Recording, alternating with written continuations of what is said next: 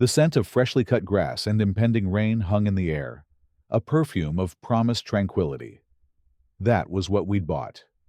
More than the house itself. My wife, Emily, and I had invested not just our savings, but our hopes, into this three-bedroom slice of suburban paradise in a development named, with an almost painful lack of irony, Serenity Woods. As an architect, I spent my days imposing order onto the chaos of construction sites. This house was meant to be the ordered, peaceful center of my own life. Emily, a freelance graphic designer whose soul found its truest expression in the cultivation of heirloom roses, saw our quarter-acre lot not as property, but as a canvas awaiting its first brushstrokes. We were simple people with a simple, fervent dream to build a quiet life, to be left alone, together.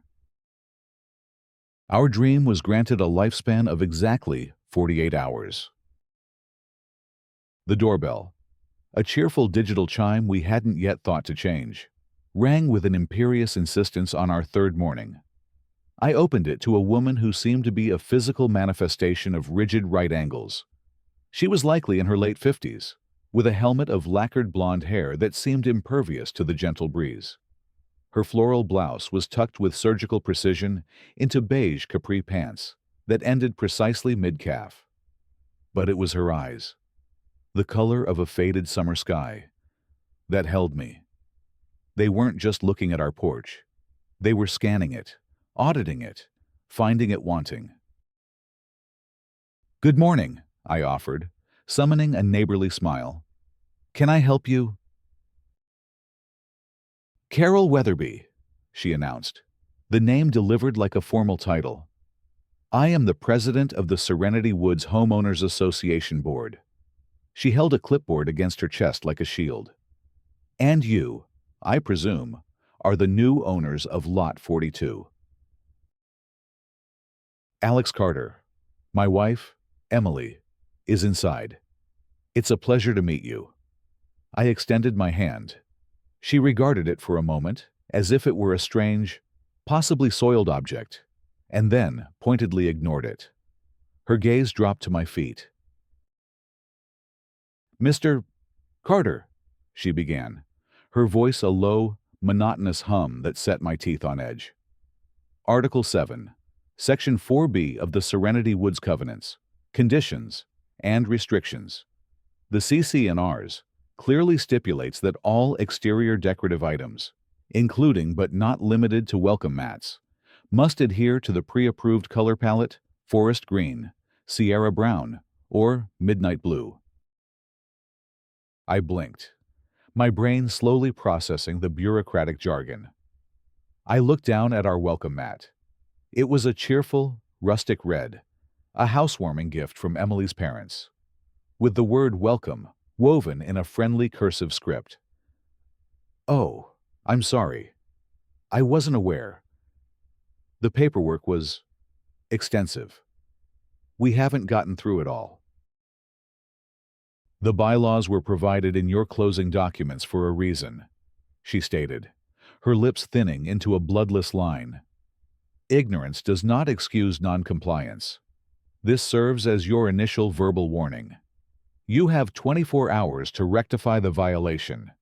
A failure to comply will result in a written warning, followed by a $50 fine.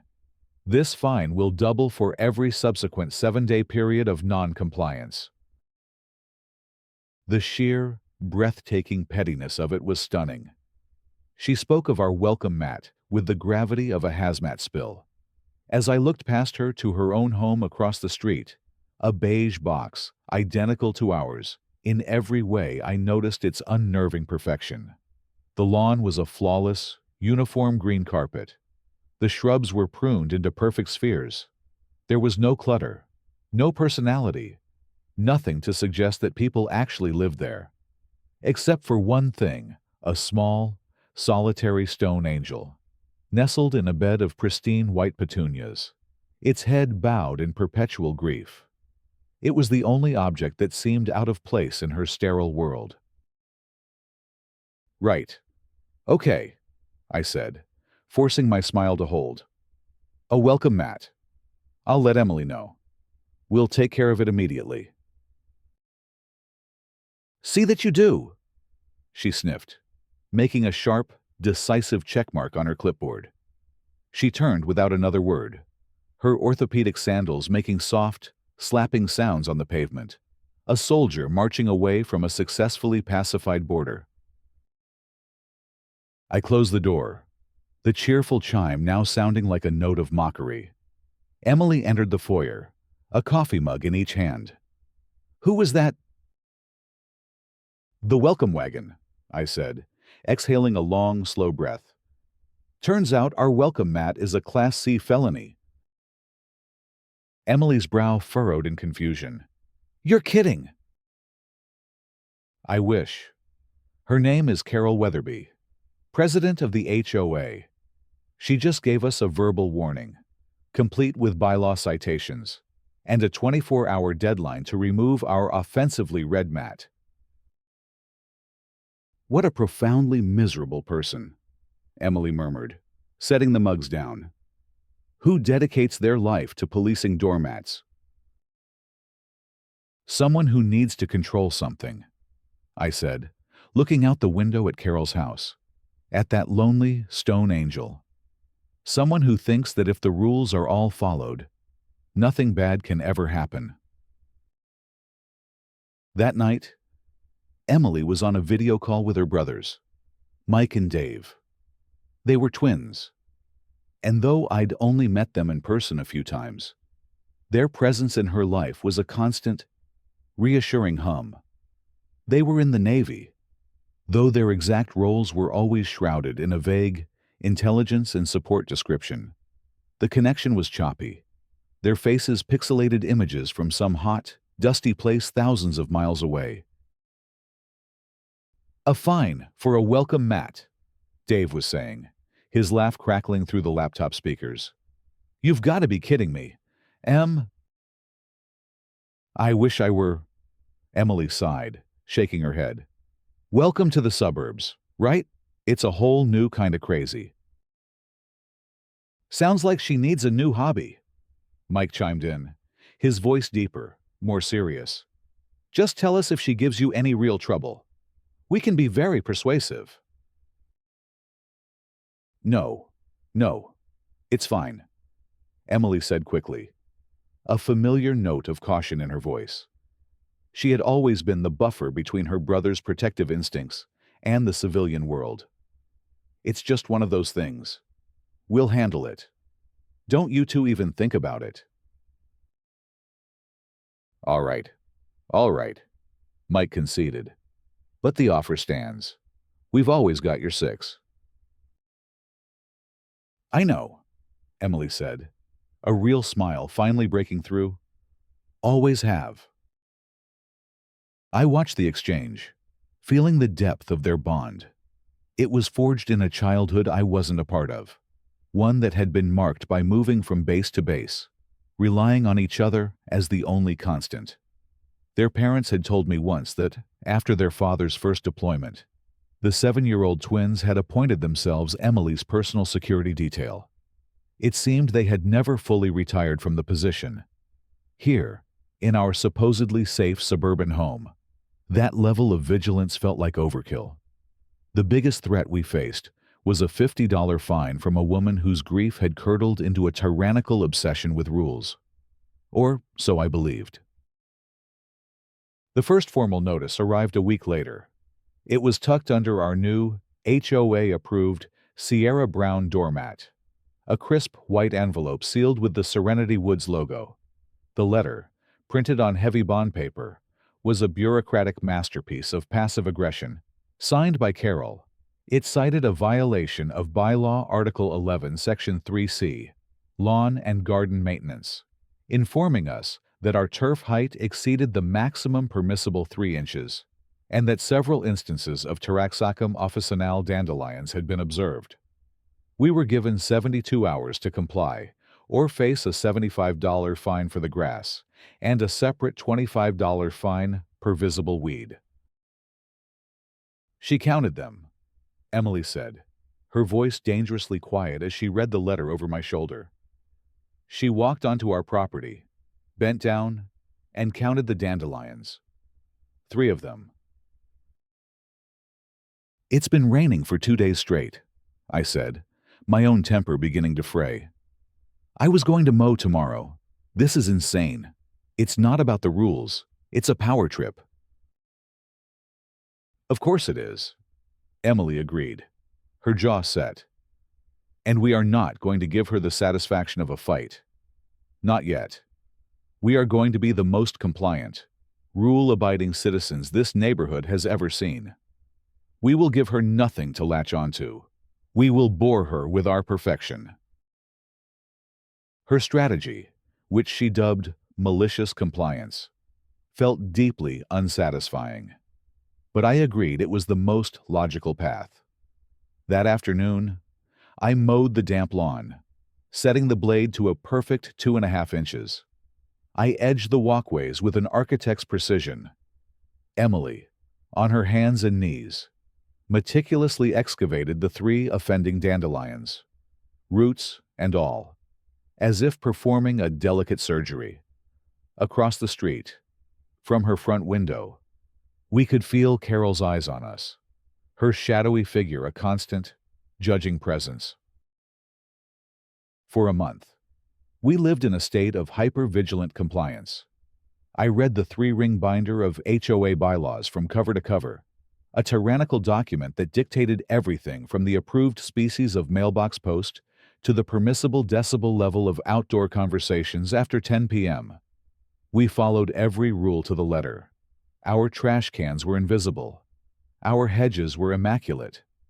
We smiled and waved at Carol, who would only offer a slight, critical nod in return. The letters stopped. I allowed myself to hope that our strategy had worked, that we had successfully starved the beast. We were wrong. We had only forced it to become more cunning. The second escalation was an act of quiet, deniable violence. Emily had spent 2 full weekends transferring her prize-winning David Austin English roses from pots to a new bed along the side of our house. They were her sanctuary, a living connection to her late grandmother, who had first taught her to garden. One Sunday morning, I was awoken by a persistent, rhythmic hiss thump.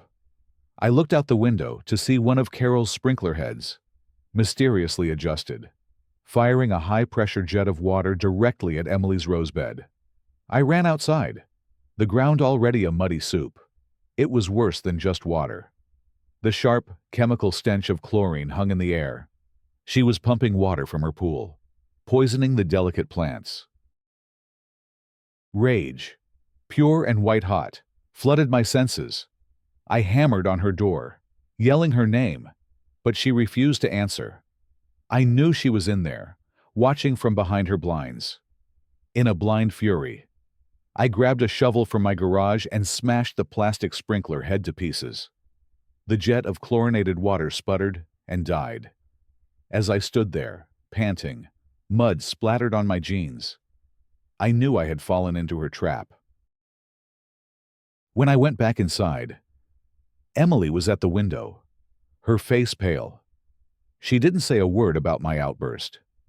She simply walked outside, knelt in the mud, and touched a drooping, burned blossom. A single tear traced a path through the dirt on her cheek. As she looked at the ruined flowers, her expression shifted. It was a look of profound loss, and it triggered a memory in her, one she shared with me later that night. She was 10, and the family's golden retriever, Buddy, had just passed away. She was inconsolable.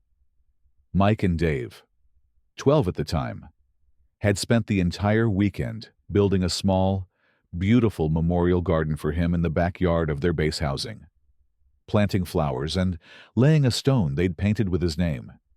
It was their way of fighting back against the chaos and pain of loss by creating something ordered, something living. Carol hadn't just destroyed some flowers. She had desecrated a sacred space, a symbol of Emily's deepest way of coping with the world. Later that day, a bill for $150 for destruction of association property was taped to our door, along with a handwritten note on frilly stationery. Your violent outbursts are a detriment to this community. Perhaps you would be more comfortable elsewhere.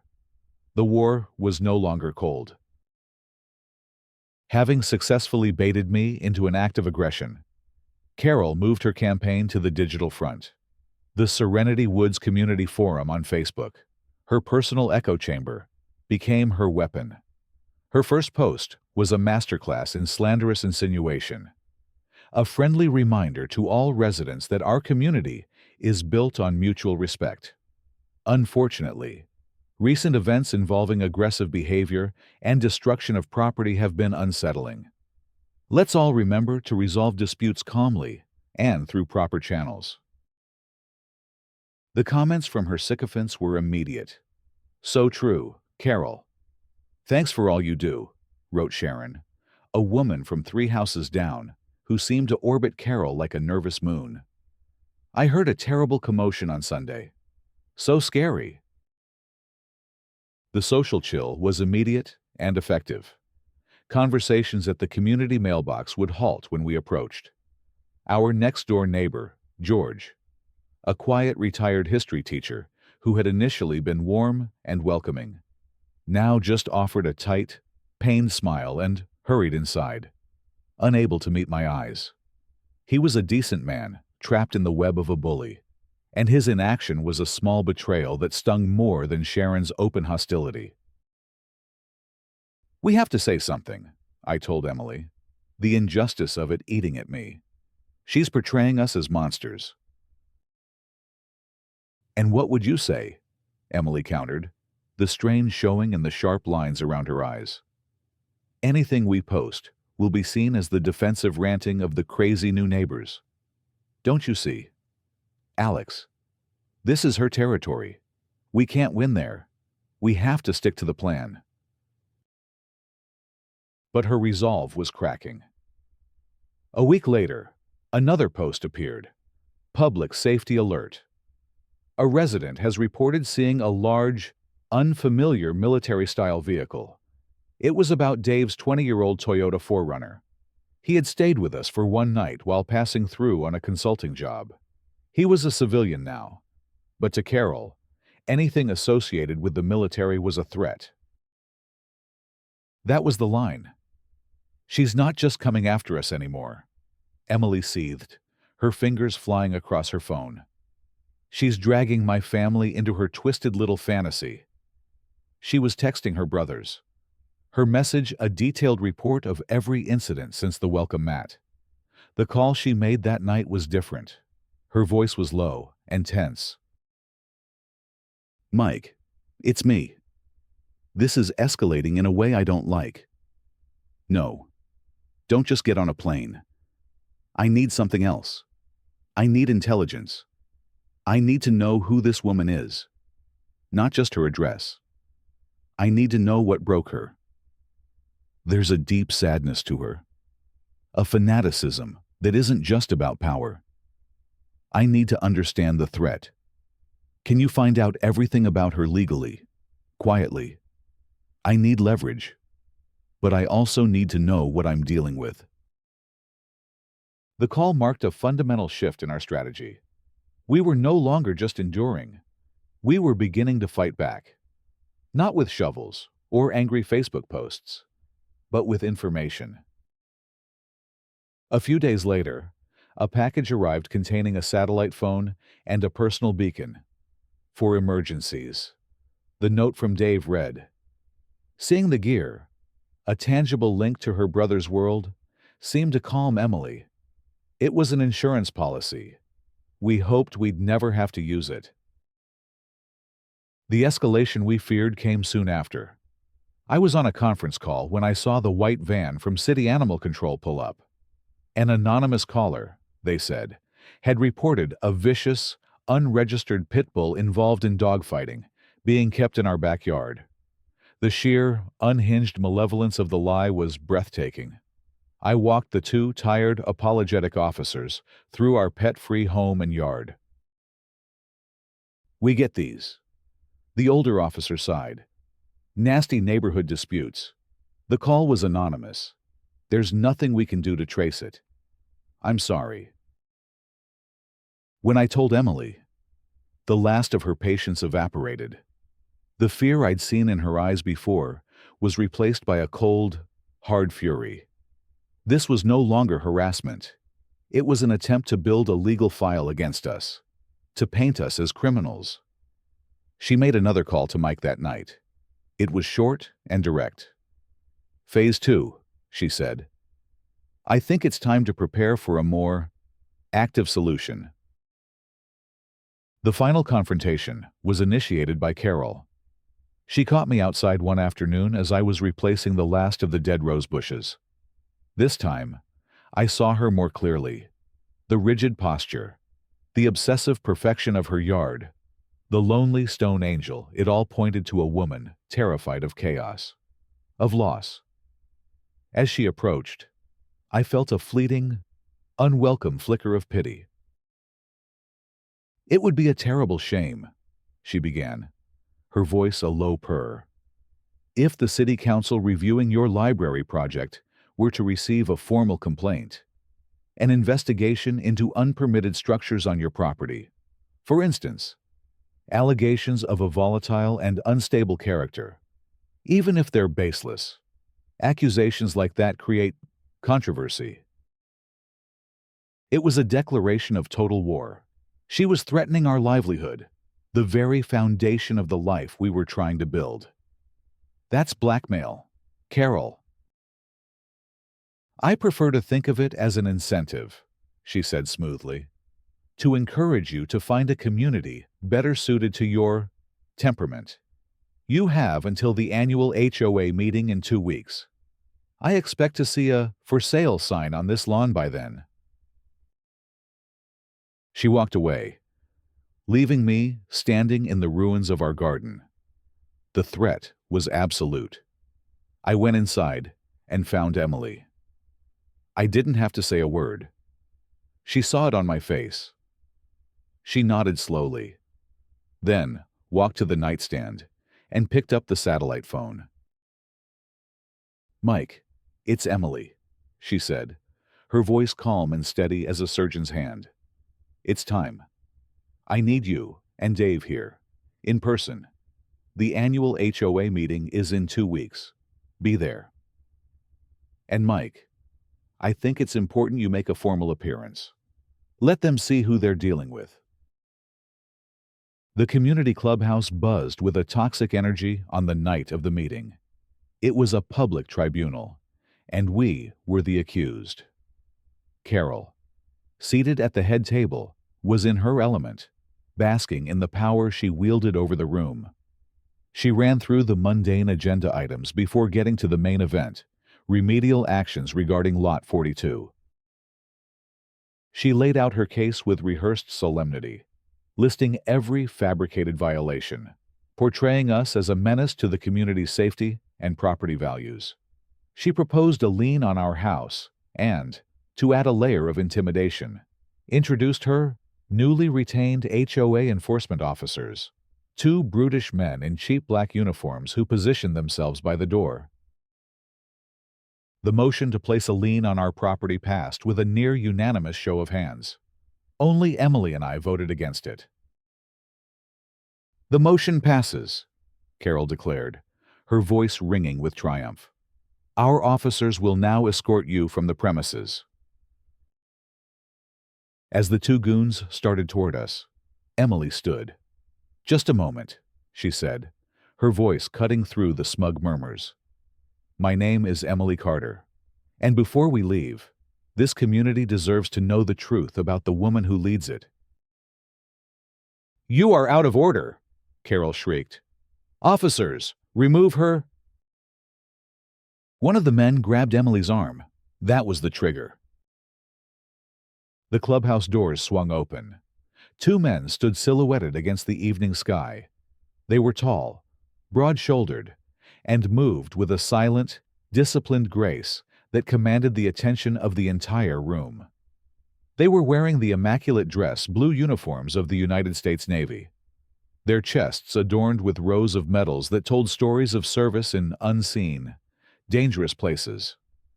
They were Mike and Dave. A profound, absolute silence fell over the room. The fake cop holding Emily's arm froze. Mike and Dave walked to their sister's side. Mike's gaze, as hard and clear as blue ice, fixed on the hand gripping her arm. "Release my sister," he said.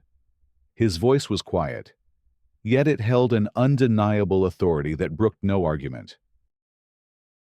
The goon, flustered, "Let go. Who the hell are you?" Dave answered, his voice calm and level, the voice of a man accustomed to de-escalating tense situations. "I'm Commander David Franklin. This is Senior Chief Petty Officer Michael Franklin.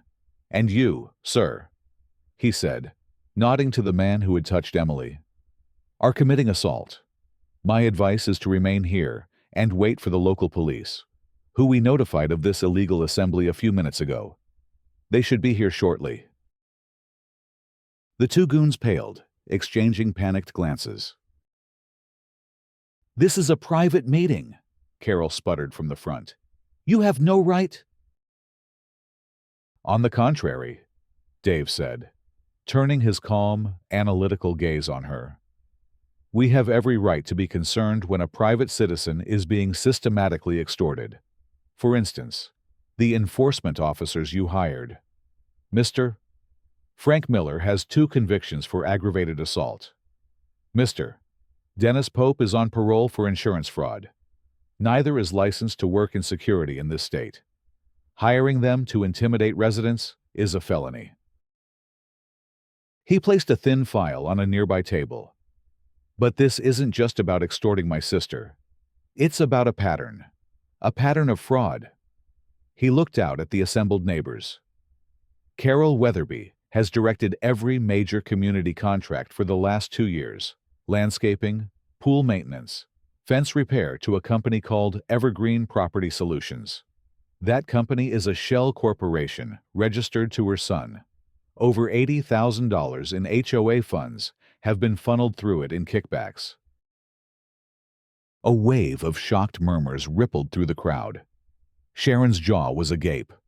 George looked horrified, the puzzle pieces of Carol's odd financial decisions suddenly clicking into place. "But that's just the crime," Dave continued, his voice softening with a note of something almost like pity. "It doesn't explain the why. Our investigation wasn't just about finances. We wanted to understand the motivation." He looked directly at Carol, whose face had crumpled in on itself, her mask of authority dissolving into raw, naked fear. "Carol Pritchett, your name then lost your husband and your 7-year-old son 20 years ago in a car accident," Dave said quietly, but his voice carried in the stunned silence. "They were killed by a reckless teenage driver who ran a stop sign, a boy who broke the rules, a tragedy that is beyond comprehension." He paused, letting the weight of the revelation settle. "Ever since that day, you have fought a desperate battle against the chaos of the world by trying to control every tiny aspect of your environment. The rules aren't just rules to you. They're a shield, a way to prevent tragedy from ever striking again. We understand your pain, Mrs. Weatherby. We truly do. But your grief does not give you the right to terrorize others. It doesn't give you the right to turn this community into a prison to cage your own fear." Carol made a small, wounded sound, a choked sob. The tyrant was gone, replaced by a broken woman, exposed and stripped of all her defenses. The neighbors stared at her, not with pure anger, but with a complex, horrified pity. They weren't just victims of a crime. They were witnesses to a tragedy. As the flashing lights of a police cruiser washed through the clubhouse windows, George, the quiet history teacher, stood up. I move for an immediate vote of no confidence in the board," he said, his voice shaking but clear. And And I'd like to apologize to the Carters. We let fear guide us. We were wrong. The reversal was complete, achieved not by military might, but by the quiet, surgical application of the truth.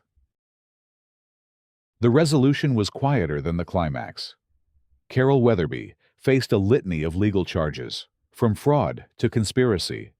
Given the profound psychological trauma revealed by Dave's investigation, the judge mandated a thorough psychiatric evaluation alongside her sentence.